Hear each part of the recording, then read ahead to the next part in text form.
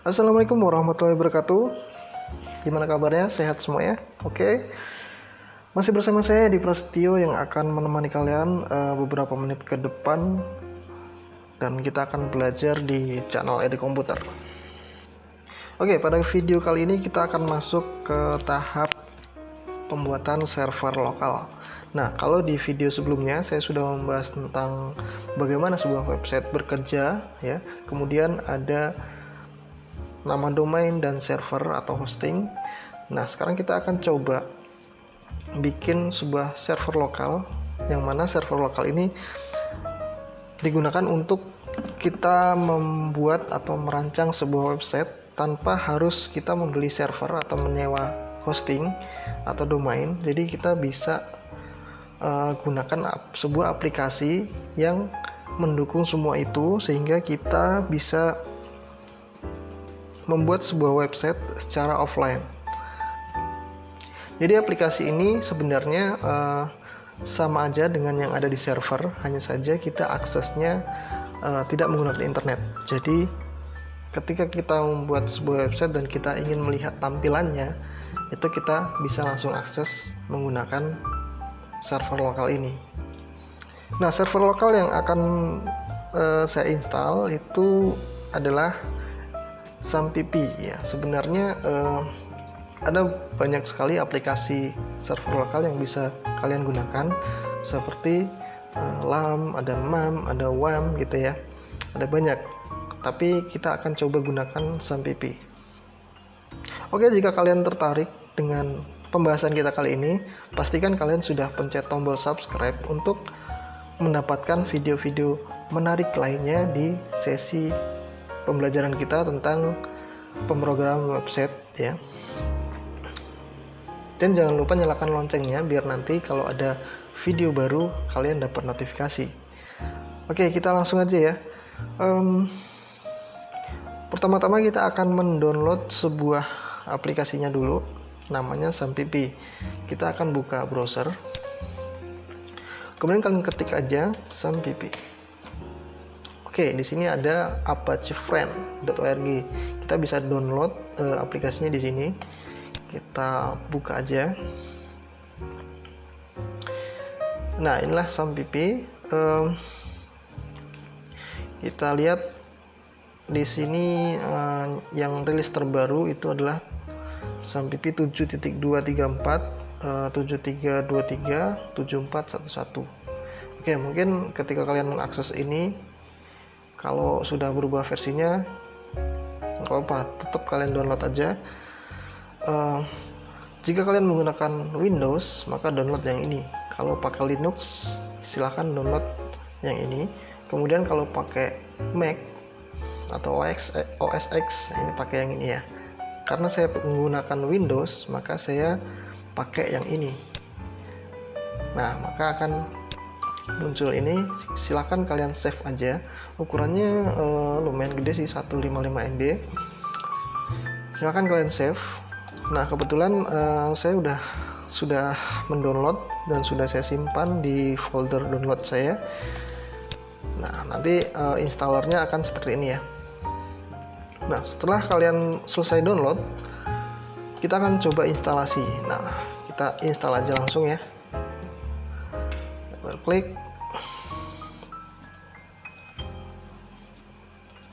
Coba oke dulu ya. Oke, kita akan masuk ke halaman setup SAMPP. Welcome to the SAMPP setup wizard. Oke, kita next aja ya. Kemudian centang semuanya. Ini ada server, ada MySQL ya, MySQL, FileZilla, ada Mercury Mail Server, ada Tomcat, ada PHP, ada Perl, ada PHP sama admin, ada Blazor, ada Fax and Mail. Oke, kita next aja. Nah, kemudian untuk lokasinya, lokasi all default itu lokasinya di C. Jadi defaultnya itu di sistem C. Nanti akan ada folder SAMPP. Tapi selain di C, kalian juga bisa menyimpan di direktori yang lain. misalnya di D atau di E gitu ya, jadi nggak harus di C. Nah, kalau saya akan simpan instalasinya di directory D. Oke, ini saya ganti jadi D ya, D sampai P. Oke, kalau udah kita next. Untuk language saya gunakan English. Next. Oke, kalau udah next lagi, kita next. Kemudian biarkan instalasinya berjalan ya.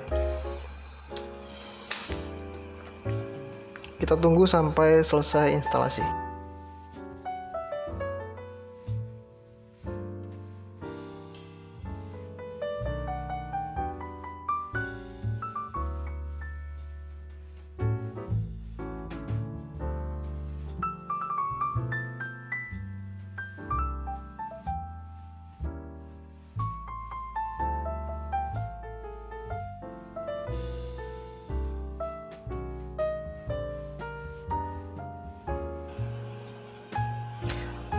Oke, kita klik allow access.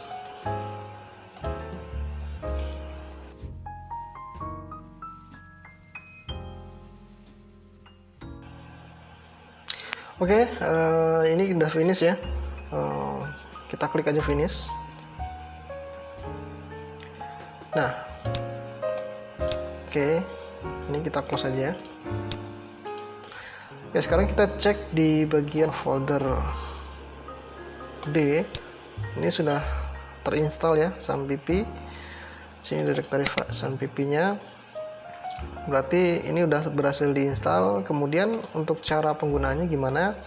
Pertama, kita akan buka dulu aplikasinya. Ini ya, SAMPP Control Panel. Kita buka, kemudian kita mulai start untuk Apache dan juga di MySQL. Kita start semua. Oke, kalau sudah warna hijau gini, kita allow access. Kalau udah warna hijau, berarti kita udah berhasil menggunakan server lokal. Sekarang cara aksesnya gimana? Oke, kita akan akses, kita buka browser, kita buka tab baru. Ini kita ketikkan localhost. Udah, cukup ini aja, kalian enter. Maka kalian akan masuk ke halaman yang sebenarnya ini adalah halaman yang ini tadi ya. Halaman aplikasinya. Nah, sekarang kita bisa mengakses ini tanpa harus online. Ini contoh, saya matikan dulu aja ya. Saya disconnect. Oke, ini kan udah nggak tersambung di internet ya. Ini saya close. Saya coba buka google.com, maka dia akan error. Tapi selama server Apache dan MySQL ini berjalan, maka kita bisa tetap akses localhost kita. Ini artinya kita aksesnya di komputer kita ya, jadi nggak secara online gitu. Oke, kita akan lihat menu-menunya. Di sini ada application. Ini tentang aplikasinya kali ya. Ada FAQ untuk pertanyaan dan jawaban, ada di sini semua.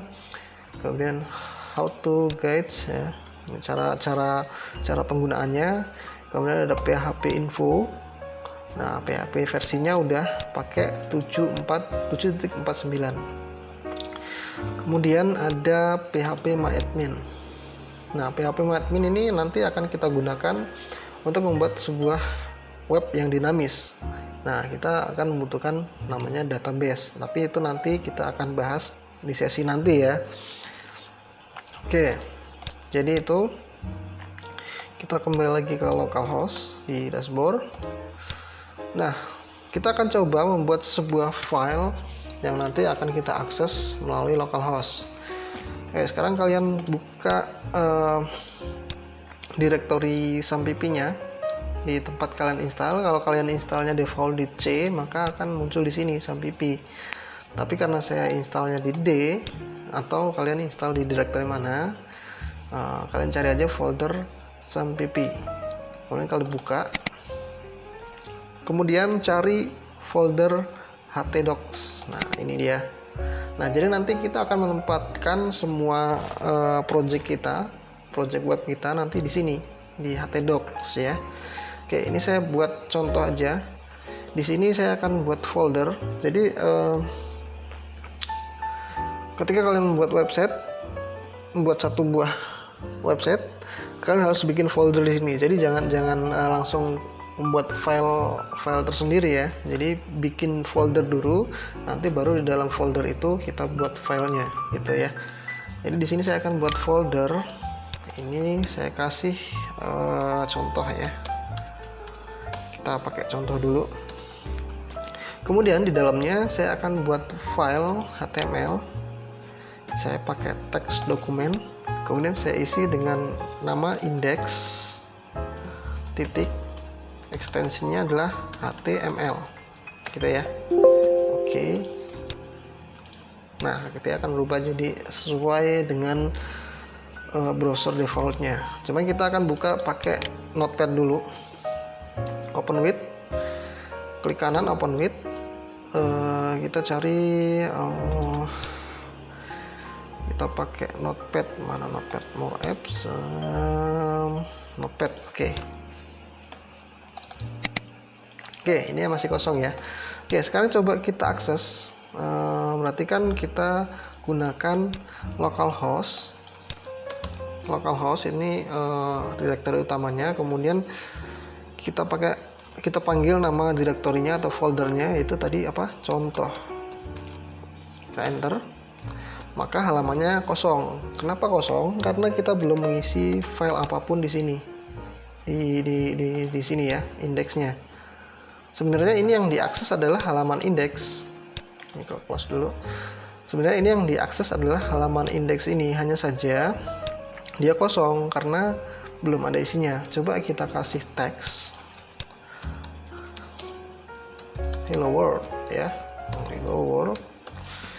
Ini kita save, kemudian kita coba refresh. Oke, dia muncul ya. Nah, jadi gitu. Jadi ketika kita ketik contoh, maka pertama kali yang diakses adalah file index HTML. Coba kita bikin satu file lagi, new file, misalnya halaman about titik HTML. Kemudian kita buka pakai Notepad lagi, apps, Notepad ini ya. Oke, ini adalah halaman about. Oke, kita save. Nah, sekarang kita refresh. Nah, karena halaman about us ini terpisah dari indeks, maka ketika kita akses folder contoh, yang diakses pertama kali adalah halaman file indeksnya, bukan about atau diakses kedua-duanya. Nah, untuk mengakses about HTML, kita harus mengetikkan secara manual, misalnya about titik HTML gitu ya. Kita enter, maka yang kita akses adalah halaman about HTML. Nah, indeksnya kemana? Indeksnya ya ketutup ya, karena indeksnya itu ada di folder utama, di contoh gitu ya. Kalau misalnya halaman indeksnya kita ubah ya, kita rename, coba ya kita rename jadi indeks 2 gitu ya. Oke, coba kita hapus about HTML nya, kemudian kita masuk ke contoh, maka dia akan diarahkan ke file ya, karena nggak ada default filenya, nggak ada default file index .html nya, maka dia akan diarahkan directory. Nah, untuk mengaksesnya kita harus klik manual index HTML seperti itu. Nah, beda halnya kalau kita hapus angka 2-nya jadi index HTML.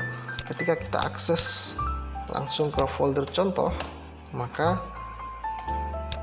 dia akan muncul. Nah, kurang lebih seperti itu. Nah, gimana teman-teman? Udah paham ya untuk penggunaan server lokal ini? Oke, mungkin itu aja tutorial tentang pembuatan server lokal kita. Maka berikutnya kita sudah mulai masuk ke tahap belajar bagaimana cara membuat sebuah halaman website ya. Jadi dasar-dasarnya pastikan kalian udah pelajari dulu. Setelah itu baru kita next ke tahap selanjutnya. Oke, mungkin sampai di sini dulu video tutorial yang saya berikan. Mudah-mudahan bermanfaat. Bagi yang belum subscribe, silakan kalian subscribe karena nanti akan ada video-video menarik yang akan saya berikan.